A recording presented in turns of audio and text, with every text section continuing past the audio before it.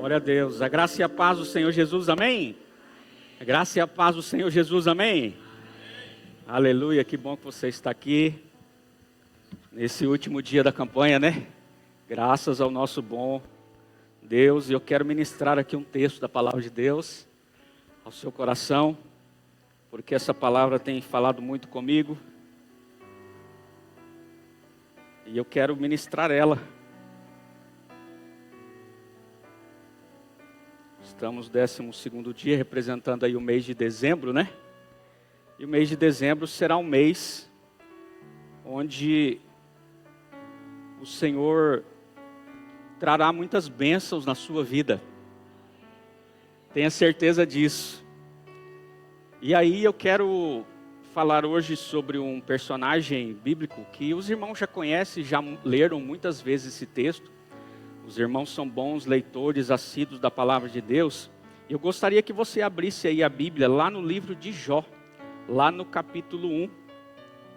Livro de Jó, lá no capítulo 1.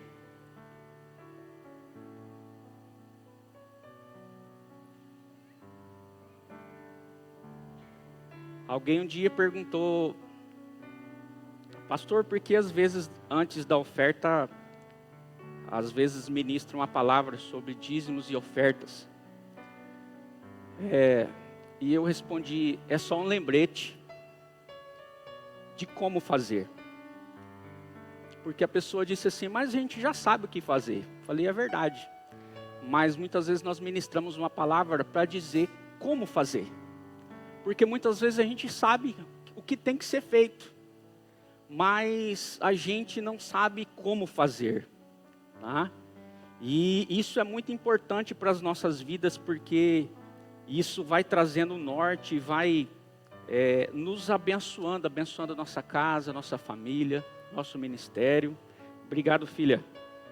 Que privilégio ser servido por você. Glória a Deus. Queridos, eu quero falar aqui sobre Jó. Eu gostaria que você ficasse bem atento, porque a minha mensagem hoje é breve e nós precisamos orar daqui a pouco. E diz o texto assim, Jó capítulo 1. Havia um homem na terra de Uz, cujo nome era Jó, homem íntegro e reto, temente a Deus e que se desviava do mal. Olha a qualidade de Jó aí. Nasceram-lhe 7 filhos e 3 filhas. Possuía 7.000 ovelhas, 3.000 camelos, 500 juntas de bois e 500 jumentas. Era também muito numeroso o pessoal ao seu serviço, de maneira que este homem era o maior de todos do Oriente. Era o maior de todos da terra ao qual ele vivia. Seus filhos iam às casas uns dos outros e faziam banquetes, cada um por sua vez, e mandavam convidar as suas 3 irmãs e comerem e beberem com eles. Decorrido o turno de dias de seus banquetes, chamava Jó seus filhos e os santificava. Levantava-se de madrugada e oferecia holocaustos segundo o número de todos eles, pois dizia: talvez tenham pecado e os meus filhos, e blasfemado contra Deus em seu coração. Assim o fazia Jó continuamente. Num dia em que os filhos de Deus vieram apresentar-se ao Senhor, veio também Satanás entre eles. Então perguntou o Senhor a Satanás: de onde vens? Satanás respondeu ao Senhor e disse: de rodear a terra e passear por ela. Perguntou ainda o Senhor a Satanás: observaste o meu servo Jó? Porque ninguém há na terra semelhante a ele, homem íntegro, reto, temente a Deus, e que se desvia do mal. Então respondeu Satanás ao Senhor: porventura Jó, debalde, teme a Deus? Acaso não o cercaste com Sebe e ele a sua casa e tudo quanto tem? A obra de suas mãos abençoaste, e os seus bens se multiplicam na terra. Estende, porém, a mão e toca-lhe em tudo quanto tem, e verás se não blasfema contra ti na tua face. E disse o Senhor a Satanás: eis que tudo quanto ele tem está em teu poder, somente contra ele não estendas a mão. E Satanás saiu da presença do Senhor. Somente até aí, depois estarei lendo alguns outros textos. Meus irmãos, essa história é uma história muito conhecida. Os irmãos conhecem muito essa história, já leram muito essa história. O livro de Jó relata o sofrimento do ser humano. Sofrimento no nível máximo. Tá? Ele foi escrito para relatar o sofrimento do ser humano, mas também o Iavé de Deus, o senhorio, mostrando que Deus é o Deus Todo-Poderoso, que Ele pode fazer todas as coisas na terra. Aleluia! Bendito seja Deus!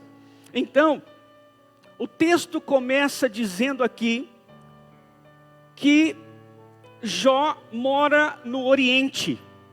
O Oriente onde Jó morava, em Uz. Uz, na verdade, significa lugar arborizado. Lugar cheio de verde, cheio de árvores, cheio de plantio. E Jó morava no Oriente. O Oriente é um lugar desértico, totalmente deserto. Mas o texto começa declarando aqui que mesmo no Oriente, Jó morava num lugar arborizado. Então nós precisamos entender aqui, logo nesse começo do texto, que o lugar geográfico onde você mora não é o fator determinante para que você não prospere. Ele morava num lugar totalmente desértico, mas o texto diz que o lugar onde ele morava, vou parafrasear para você, é onde todos na cidade queriam morar. E Deus faz isso com a gente, quando estamos em paz. Quando estamos em paz com Deus, em fidelidade com Ele, não importa onde você morar, Deus vai prosperar você. Assim Ele fez na vida de Jó. Então, a unção na sua vida, ela vem em você. A unção de Deus, ela vem na sua vida. Ela não vem no lugar onde você mora, ela está em você. Deus está abençoando você. Onde você for, você é abençoado. Diga para o seu irmão, para onde você for, você será abençoado. E é interessante que no versículo 2 diz assim: nasceram 7 filhos e 3 filhas. Então nós vemos aqui que ele tinha uma família. Primeiro, ele era bem estruturado financeiramente. Por quê? Ele morava no deserto, mas morava no melhor lugar do deserto. Então daí dá para a gente ver que ele é bem estruturado financeiramente. Segundo, dá para a gente ver que ele é bem estruturado na sua família, porque era um homem casado com uma mulher só, pai de 10 filhos. E quando você lê o texto aqui, você não vê a família dele brigando. Você não vê os filhos brigando, muito pelo contrário. Você vê eles fazendo festa de aniversário. E quando tinha festa de aniversário um na casa do outro, não é como a nossa festa hoje. Nossa festa é num dia só, a gente programa lá à noite, 7 horas da noite, um café da manhã, a gente canta o parabéns e está tudo certo, E cada um passa ali 2, 3 horas e vai embora para casa. Mas nessa época, aniversário de família, dos filhos, aniversário de cada filho era comemorado durante 7 dias. Diga para o seu irmão, era 7 dias de festa. Eram 7 dias de festa. Agora você imagina, Você multiplica aí, era festa para mais de metro aqui. Quando era aniversário de um dos filhos, eles se reuniam e reuniam muito bem. Mas o interessante é que no versículo 3, o texto diz assim: possuía 7.000 ovelhas, 3.000 camelos. Presta atenção nos animais que ele possuía. 500 jumentas de bois. 500 jumentas. E era também muito numeroso o pessoal que trabalhava para ele. E o texto diz que ele era o maior era o mais rico de todo o Oriente, de todos os homens daquele tempo. E aí eu fui fazer um cálculo aqui, e aí eu fui pegar um preço de um camelo. Fui pesquisar dar um Google, né? Dei um Google lá e fui pesquisar o preço de um camelo. O preço de um camelo, ele custa de 900 mil reais, o mais baratinho. É o mais baratinho. Mas tem os de 2,5 milhões e de 3 milhões de dólares. Não é de reais, é de dólares. Então por aí você já vai vendo o nível do homem. Um boi custa aí 2.000, 2.500 dólares mais barato. Tem bois que custam uma fortuna, que eu nem consigo falar para você quanto custa. E também uma jumenta custa em média 6.000 dólares, os mais baratos. E aí eu comecei a calcular, e aí eu não coloquei dentro do cálculo as terras, porque ele era um homem muito rico. Para guardar todos esses animais tinha que ser um fazendeiro. Ele tinha que ter muita terra, mas muita terra. Eu digo para o seu irmão, ele tinha muita terra. E aí eu não calculei também os bens, e essas pessoas elas sempre tinham muito ouro e pedras preciosas, nem coloquei na conta. Só calculando os animais deu 594 milhões, só coloquei em reais, para não dizer em dólares, para não achar que estou encarecendo demais a conta dele aqui, né? Então a gente vê que ele era um homem bem estruturado financeiramente, um homem de sabedoria, um homem de posses, né? E o versículo 4, diz aqui, seus filhos iam às casas uns dos outros, faziam banquetes, cada um por sua vez, e mandavam convidar suas irmãs, e comerem e beberem com eles. Então eles estavam sempre reunidos. O texto não fala de confusão, o texto fala que eles estavam sempre reunidos. Sempre que era aniversário de um do outro, eles estavam na casa do outro, celebrando e se alegrando juntos. Então eles tinham bons relacionamentos, de pais e filhos, filhos com os pais. E aí, aqui que está a questão. E eu comecei a buscar no original essa questão no versículo 4, onde o texto diz assim, eles se reuniam para comerem e beberem. Outras versões diz que eles bebiam dissolutamente, ou seja, desregradamente. E aí que eu vou entrar minha conversa com você, porque era algo que Jó temia. Porque Jó era um homem temente a Deus. E o texto diz aqui no versículo de número 5, vamos ler aqui o versículo 5. Diz aqui, decorrido o turno de dias do seu banquete, ou seja, depois que acabava os 7 dias de festa do aniversário, depois deles terem comido, bebido muito, né? Jó chamava seus filhos e os santificava. E aqui só santifica alguém que pecou, que errou, né? Então ele chamava os filhos no final da festa e os santificava. Então o que ele fazia? Ele levantava de madrugada e ele oferecia holocaustos, segundo o número de todos os filhos. Por cada filho, ele fazia um holocausto. E o que era um holocausto, pastor? Era uma oferta queimada. Era uma oferta de animal queimada. Tá? Então ali ele oferecia aquele holocausto, pois dizia, talvez tenham pecado e os meus filhos blasfemado contra Deus em seu coração. Tá? Aqui está uma tradução no português, mas eu fui buscar no original, o texto diz, os meus filhos pecaram e blasfemaram contra Deus em seu coração. Tá?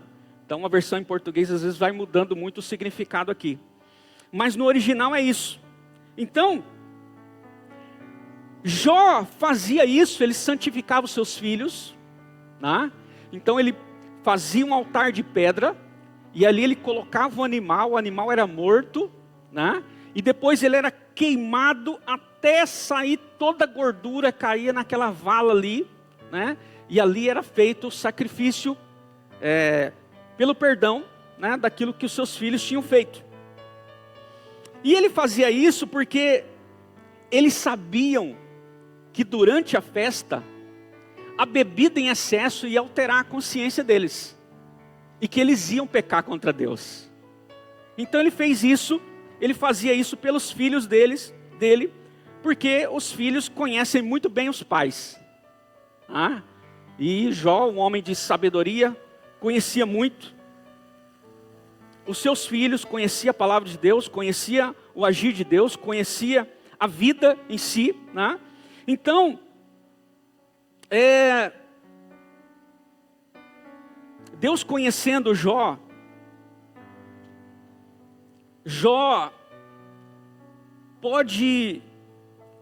você pode ir até lá e tirar a dúvida dele, pode tirar a vida dele, desculpe, é que minha letra aqui não está muito bonita, geralmente eu uso o iPad, mas dessa vez eu fiz uma anotação, minha letra é um pouco de médico.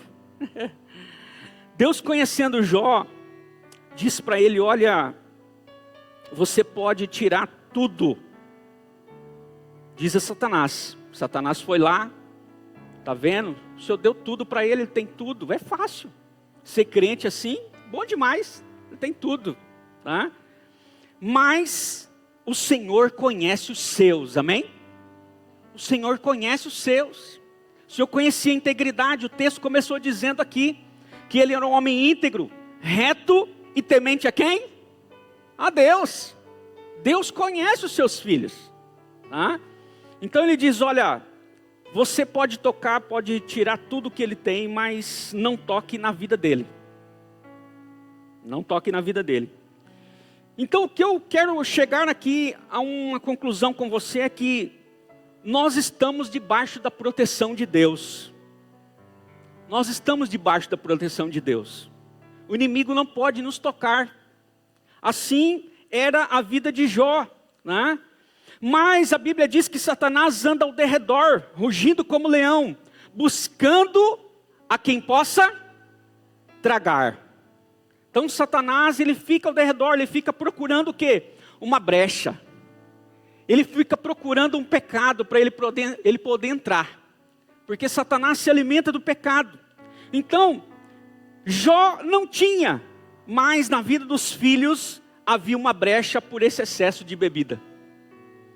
Então, a primeira coisa que Satanás fez aqui, e é interessante, vou ler o texto aqui para você, mais à frente, no versículo 13, diz assim, presta bem atenção, sucedeu um dia em que os seus filhos e suas filhas comiam e bebiam vinho na casa do irmão primogênito. E aí que veio o mensageiro a Jó e lhe disse, os bois lavravam e as jumentas pasciam junto a eles. De repente, deram sobre eles os sabeus e os levaram e mataram aos servos a fio de espada. Só eu escapei para trazer-lhe a nova, ou a notícia, né? E aí o texto diz assim, falava este ainda, quando veio outro e disse, fogo de Deus caiu do céu, e queimou as ovelhas e os servos, e os consumiu. Só eu escapei para trazer-te a notícia. Falava este ainda quando veio outro e disse, dividiram-se os caldeus em 3 bandos, deram sobre os camelos, os levaram e mataram os servos a fio de espada. Só eu escapei para trazer-lhe a notícia. Então, o que eu quero que você se atente aqui nessa noite, na nossa mensagem do dia de hoje, você já conhece muito bem a história de Jó. Você já conhece muito bem a história dos filhos de Jó e dos amigos de Jó. Meu Deus, são tantas mensagens, né? Me lembro das mensagens que o pastor Domingos ministrava aqui sobre os amigos de Jó, sobre orar pelos amigos de Jó, né? São quantas ministrações. Mas eu quero que você entenda aqui, que no momento dessa turbulência, onde Jó começa a perder, começar os seus bens, tudo aquilo que ele tinha adquirido, ser destruído. O interessante é que a primeira coisa que Satanás fez, foi tirar o quê? O elemento da oferta. Qual que era o elemento da oferta? Eram os animais. A primeira coisa que o diabo atacou não foi a família, mas foi os animais ao qual Jó fazia as ofertas pela vida dos seus filhos. Olha só que interessante isso. Então, tudo que o diabo quer na minha vida, na sua vida, é nos seduzir e colocar na nossa cabeça e no nosso coração para não dizimar, para não ofertar, para não entregar as primícias na casa de Deus. É isso que ele quer fazer na minha e na sua vida nesse ano de 2024. Mas é aí que entra a nossa fidelidade. Porque na vida nós passamos por turbulências, como Jó passa, nós somos seres humanos, assim como ele. Nós passamos por enfermidades, nós perdemos pessoas, nós perdemos bens, perdemos dinheiro, mas tem uma coisa que nós não podemos perder: a nossa fidelidade a Deus. Então nós vamos trazer uma semente, né? O pastor Domingos disse, no último dia, traga uma semente. A semente é oferta. Você preparou, trouxe, colocou no envelope, e o pastor liberou uma palavra aqui: se você não tiver oferta, você vote a Deus, traga sem oferta mesmo, entregue no gasofilácio, nós vamos orar aqui, e Deus vai abrir portas na sua vida. E quando a oferta chegar na sua mão, a semente, você vai vir e vai plantar ela aqui. Quem ouviu isso aí? Glória a Deus. O que o diabo vai tentar fazer? Vai tentar convencer você. Talvez ele até fez isso essa semana, dizendo para você: para que levar oferta? Para que levar essa semente? Deus já tem te abençoado tanto, para que você vai levar mais uma oferta? Talvez o diabo falou para você assim: você não precisa levar o dízimo.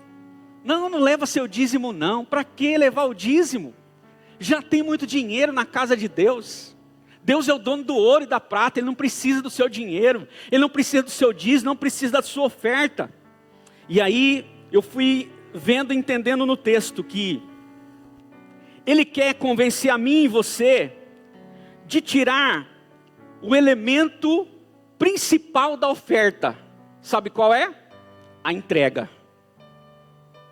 Ele quer impedir eu e você de sairmos do nosso lugar e virmos até o gasofilácio. Porque ele sabe que quando ele impedir isso, que quando ele convencer a mim, convencer a você, ele vai ter uma brecha na minha e na sua vida. Porque quando a gente entrega o dízimo, nós estamos protegidos no Senhor. E quando entregamos ofertas, muitos milagres de Deus acontecem. Eu não sei você, mas eu me sinto assim. Desde quando me converti, quando trago o dízimo, quando entrego aqui no gasofilácio, eu disse: Senhor, estou protegido pelo Senhor. E muitas vezes, quando somos desafiados a trazer ofertas, venho aqui, trago ofertas, e grandes coisas Deus faz lá em casa. Grandes coisas Deus tem feito na sua vida, tem ou não tem? Se eu pegasse o microfone e desse para você aqui, você ia contar muitos testemunhos de milagres poderosos, de ofertas que aconteceram quando você veio aqui em obediência a Deus e trouxe a sua palavra, e trouxe a sua oferta, e não por tristeza e nem por constrangimento, porque a Bíblia diz que Deus ama quem dá com alegria. Aleluia. E ainda que entendamos, porque a grande verdade é que, irmãos, crente não aguenta ficar sem dar dízimo e oferta. É verdade ou não é? Não aguenta. Não aguenta. Se ele demorar para entregar, o Espírito já fica dentro dele, já fica incomodando ele, já fica incomodado. Esse é o crente. Esse é o crente fiel. E eu estou falando com eles aqui nessa noite. Então, é importante a gente entender que muitas vezes Satanás quer tirar esse elemento. Satanás queria tirar esse elemento de Jó. Queria tirar os animais, para quê? Para que ele não voltasse a fazer oferta pela vida dos filhos. Para que ele pudesse ter sempre brechas para entrar na sua casa. Mas presta atenção. Olha, Muitas vezes a gente fala assim, mas o dízimo é na lei. Mas Jesus não entregou só o dízimo na lei, Ele entregou tudo. Ele entregou sua própria vida. Ele morreu na cruz do Calvário, para que eu e você tivéssemos vida e vida com abundância hoje. Ele não entregou só 10%, Ele entregou tudo. Isso é obra da graça de Deus sobre as nossas vidas. Então muitas vezes a pessoa fala, mas agora é o tempo da graça. Irmãos, no tempo da graça, quando uma pessoa era pega no adultério, se fosse ali pego na hora mesmo, né, ali ela recebia já a punição dela. Mas no tempo da graça, Deus levou isso a todo outro nível. No tempo da graça, quando você olhar para uma mulher e desejar ela com pensamento impuro, ela não é sua, e você desejar ela com pensamento impuro, você já pecou. Então não tem essa história de lei, de graça, né? Jesus entregou tudo, entregou sua própria vida, nasceu, deixou a sua glória, veio como homem, veio como uma criança, aprendeu todos os passos, cresceu, passou por tantas dores, por tantas dificuldades. Ele entregou toda a sua vida, todos os seus dias, todas as suas horas por mim, por você. Cuidado para o diabo não te convencer. Cuidado para o diabo não enganar. A Bíblia sempre nos diz, não vos enganeis, não vos enganeis, não vos enganeis. Sempre quando você estiver lendo a Bíblia, você vai ver esse texto. Por que, pastor? Nos advertindo para que nós não nos enganemos. Então, o diabo quer que você ouça. Tem muito material por aí na internet. Tem muito material aí, cuidado. Tem muitos internautas, mas tem muitos infernautas por aí. Pregando a palavra de uma forma errada. Falando para você, não precisa entregar dízimo, não precisa entregar oferta. Irmão, eu amo a Deus, eu entrego dízimo e eu entrego oferta. Eu posso passar a turbulência que for, a ventania que for, a dificuldade que for. Eu estou aqui no gasofilácio. Aleluia! É assim que funciona a palavra de Deus. É assim que tem sido ensinado aqui para nós todos os dias. Cuidado com o que você ouve por aí. Por que que essas pessoas estão ensinando isso por aí? Para levar você a ser infiel nos dízimos, nas ofertas e nas primícias. Para quê? Para permitir uma brecha na sua e na minha vida. Então a gente tem que tomar muito, mas muito cuidado com isso. E aí, eu quero que você entenda que existe um poder sobrenatural na hora da entrega dos dízimos e das ofertas. Eu não sei o que é. Certamente deve ser o poder de Deus. Mas quando você pega a sua oferta, o seu dízimo, e aí quando você sai do seu lugar, e quando você está vindo aqui entregar, quando você põe aqui, tem um poder nisso aqui. Quando você sai dali, você chega aqui, tem um poder nisso aqui. Tem um poder sobrenatural acontecendo.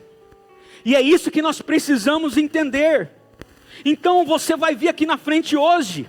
E aí eu quero dizer para você, seja fiel nos dízimos e nas ofertas todos os meses desse ano. Inclusive no mês de dezembro. Você sabia que o mês de dezembro é onde nós somos mais tentados a não entregar dízimo e oferta? Porque mês de dezembro tem 13º, tem empresa que paga 14º salário. Empresa boa, não é? Eu conheço uma empresa que paga 15º salário. E aí o diabo pode falar para você assim, não, para que entregar o dízimo de tudo isso? Não entrega não. A gente sai de férias e é tentado às vezes até gastar o que não tem nas férias. E às vezes é até tentado deixar o dízimo por último, sendo que o dízimo é as primícias, é a primeira parte. Antes de viajar, você já faz a sua parte. Todo crente deveria fazer isso. Todos nós precisamos fazer isso sem acepção de pessoas. Todos nós precisamos fazer isso. Continuarmos sendo fiéis a Deus. Então, você vai vir aqui na frente, você vai trazer a sua semente. E olha, A palavra de Deus para você hoje, se você estiver fiel, maravilha, glória a Deus. Mas se você não estiver, é dia de você fazer concerto com Deus. Vai ficar infiel até quando? Até quando você vai ficar sem entregar dízimos e ofertas? Faça um concerto com Deus. Peça perdão a Ele. Seja humilde, reconheça essa mensagem e recomece a sua vida de prosperidade. E é interessante que lá no capítulo 42, para encerrar agora, eu vou ler o que é que aconteceu com Jó. Depois de todas as turbulências, depois de passar por enfermidades, depois da mulher dele dizer para ele, amaldiçoa esse Deus seu e morre.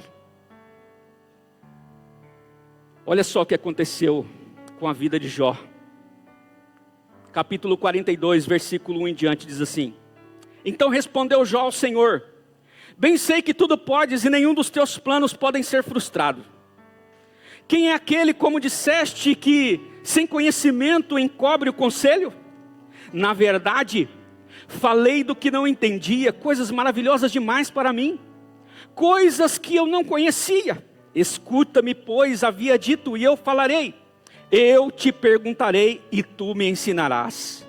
Eu te conhecia só de te ouvir, mas agora os meus olhos te veem, aleluia.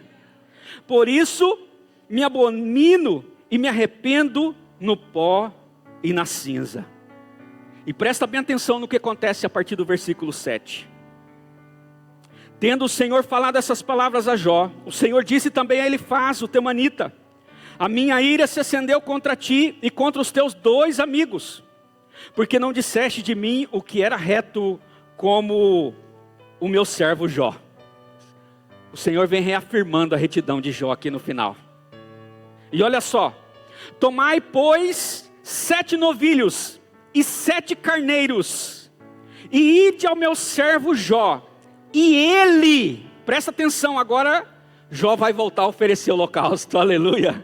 Presta atenção.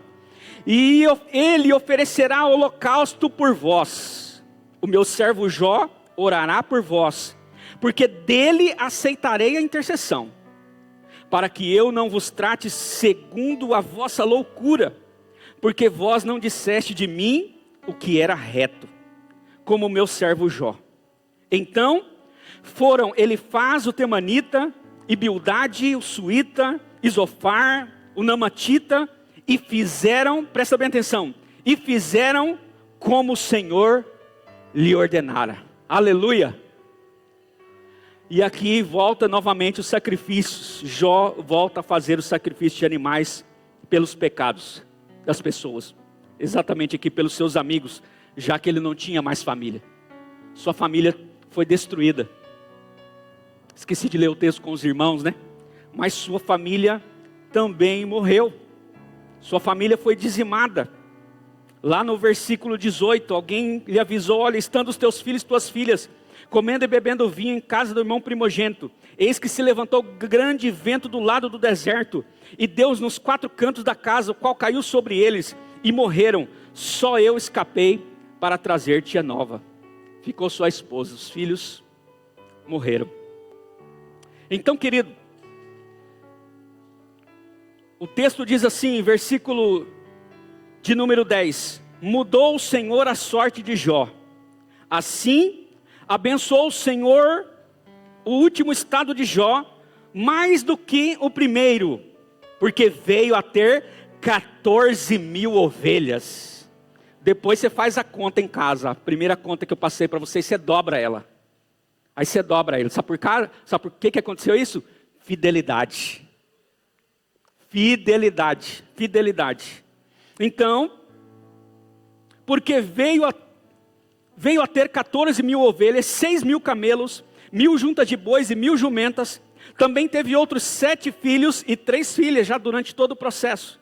Chamou o nome da primeira, aqui tem os nomes, mas eu vou logo à frente. Em toda aquela terra, não se acharam mulheres tão formosas como as filhas de Jó.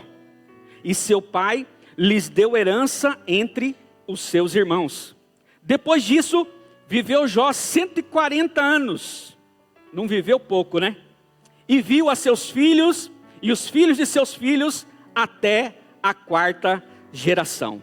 Então morreu Jó, velho e farto de dias. Aleluia, glória a Deus. Vamos colocar em pé. Essa é a mensagem da palavra de Deus ao seu coração nessa noite. A mensagem é: